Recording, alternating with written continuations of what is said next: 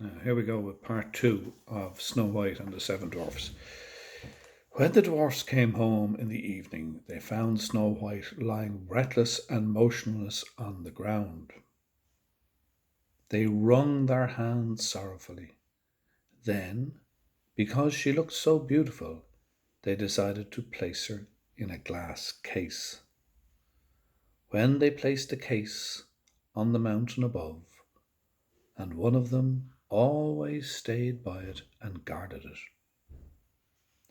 But there was little need to guard it, for even the birds and wild animals came and mourned for Snow White. Long, long years passed, and Snow White lay in her glass case unchanged, looking as though she was asleep. For she was still as white as snow, red as blood, and her hair was black as ebony. At last the son of a king chanced to wander into the forest, and came to the dwarf's house for a night's lodging and rest. He saw the case with Snow White, and how beautiful she looked in it. Then he said to the dwarfs, "Let me have it.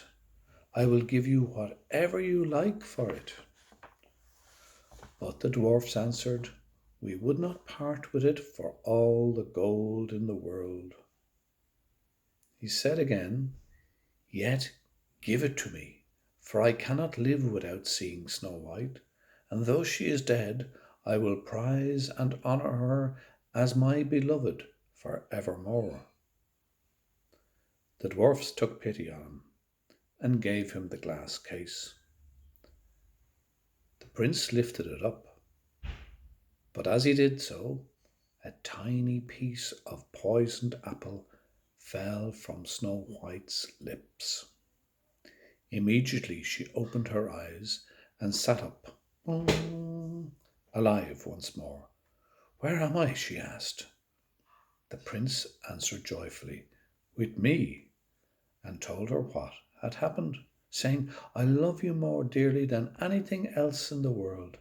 Come with me to my father's castle and be my wife." Snow White, very well pleased, went with him, and they were married a much rejoicing. The wicked stepmother was invited to the feast. Richly dressed, she stood in front of the mirror and asked of it, "Little glass upon the wall, who's the fairest of them all?"